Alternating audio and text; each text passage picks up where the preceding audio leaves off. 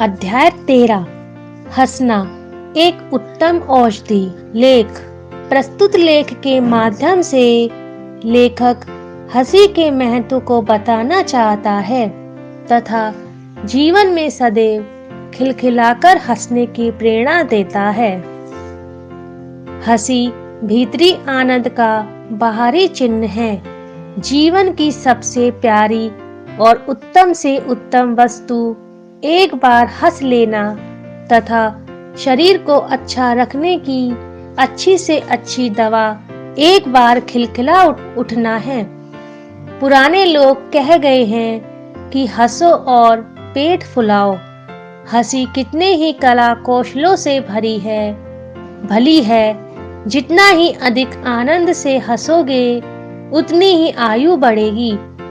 एक यूनानी विद्वान कहता है कि सदा अपने कर्मों को झींकने वाला हेराक्लिस बहुत कम जिया, पर प्रसन्न मन डेमोक्रेट्स 109 वर्ष तक जिया। हंसी खुशी का नाम जीवन है। जो रोते हैं उनका जीवन व्यर्थ है। कवि कहता है, जिंदगी जिंदा दिली का नाम है, मुर्दा दिल क्या खाक जिया करते हैं। मनुष्य के शरीर के वर्णन पर एक विलायती विद्वान ने एक पुस्तक लिखी है। उसमें वह कहता है कि उत्तम सुअवसर की हंसी उदास से उदास मनुष्य के चित्त को प्रफुल्लित कर देती है। आनंद एक ऐसा प्रबल इंजन है कि उसके शौक और दुख की दीवारों को ढहा सकते हैं। प्राण रक्षा के लिए सदा सब देशों में उत्तम से उत्तम उपाय चित्त को प्रसन्न रखना है। सुयोग्य वैद्य अपने रोगी के कानों में आनंद रूपी मंत्र सुनाता है।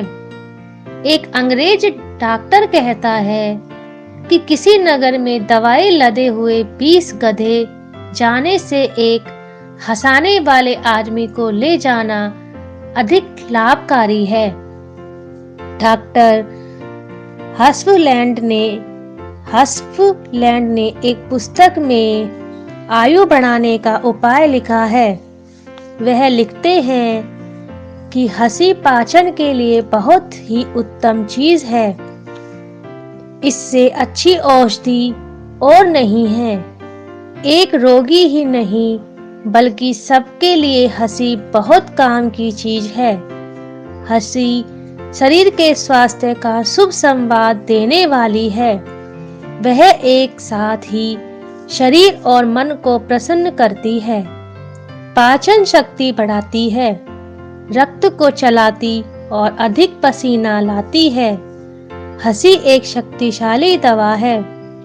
एक डॉक्टर कहता है कि हंसी जीवन की मीठी मदिरा है। डॉक्टर हयूट कहता है कि आनंद से बढ़कर बहुमूल्य वस्तु मनुष्य के पास और नहीं है। कार्लाइल एक राजकुमार था। संसार त्यागी हो गया था। वह कहता था कि जो जी से हंसता है वह कभी बुरा नहीं होता। जी से हंसो, तुम्हें अच्छा लगेगा। अपने मित्र को हंसाओ, वह अधिक प्रसन्न होगा।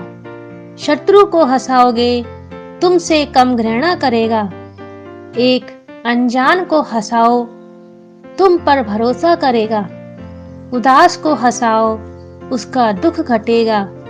एक निराश को हंसाओ, उसकी आशा बढ़ेगी। एक बूढ़े को हंसाओ, वह प्रसन्न और प्यारा बालक बनेगा। पर हमारे जीवन का उद्देश्य केवल हंसी ही नहीं है। हमको बहुत काम करने हैं, तथापि उन कामों में, कष्टों में और चिंताओं में एक सुंदर आंतरिक हंसी बड़ी प्यारी वस्तु भगवान ने दी है। हंसी सबको भली लगती है। मित्र मंडली में हंसी विशेषकर प्रिय लगती है। जो मनुष्य हंसते नहीं उनसे ईश्वर बचाए। जहां तक बने हंसी से आनंद प्राप्त करो। प्रसन्न लोग कोई बुरा नहीं करते, हंसी बैर और बदनामी की शत्रु है और भलाई की सखी है। हंसी सजे सजाए घर के समान है। मनुष्य रोने के लिए नहीं बनाया गया, हंसने के लिए ही आदमी बना है। मनुष्य खूब जोर से हंस सकता है। पशु पक्षी को ईश्वर ने यह शक्ति नहीं दी।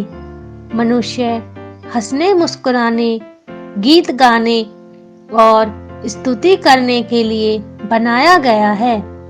हंसी भय भगाती है, दुख मिटाती है, निराशा को घटाती है, कंगाली का आधा बोझ उड़ा देती है। उदास आदमी से दूर रहो, जो हंसता है वह अपनी आयु बढ़ाता है। मनुष्य को और दवा की दरकार नहीं, उसे मित्रों में बैठाओ और खूब हंसाओ। जो हंसते हैं वे धन्य हैं। धन्य हैं वे जो दूसरों को हंसाते हैं। उनकी बातों से शरीर में रक्त आनंदित होकर नाच उठता है। हंसी मन में नित्य नई उमंगे पैदा करती है। हंसी चिंता को उड़ाती है और कष्टों को झेलने में सहायता करती है। जो हंसता है वह बिना डिप्लोमा के ही डॉक्टर है। हंसते डॉक्टर का चेहरा बीमार के घर में एक कड़वी दवा की बोतल से अच्छा है। जब आप हंसते हैं तो आपके इर्द गिर्द एक खुशनुमा वातावरण बन जाता है। एक ऐसा वातावरण जो आपके साथ दूसरों को भी आनंद प्रदान करता है। इस आनंद का सीधा संबंध आत्मा से है। हंसी न केवल शारीरिक सुख देती है, अपितु आत्मा को भी प्रफुल्लित करती है। यदि आपका कोई दिन बिना हंसे गुजर जाए तो समझिए वह दिन नीरस ही चला गया। लोगों की मूर्खताओं पर हंसना रोने से भला है। एडिसन कहता है कि बुद्धिमानी में आकर संसार को हंसी जैसी उत्तम वस्तु को खोने नहीं देना चाहिए। हंसी से बढ़कर संसार में क्या है? मेलबोर्न के डॉक्टर A.W. कोल ने डॉक्टरी पर एक पुस्तक लिखी है। उसकी भूमिका में यह सब बातें यूरोप के बड़े बड़े बुद्धिमानों के लेखों से छाटी गई है। इस विषय में वह एक कहानी लिखता है। एक डॉक्टर अपने मित्रों सहित पहाड़ पर फिरता था।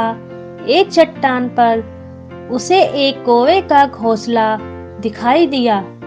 डॉक्टर ने कहा, आओ सब दौड़ो, देखें पहले उस घोंसले के पास कौन पहुंचता है।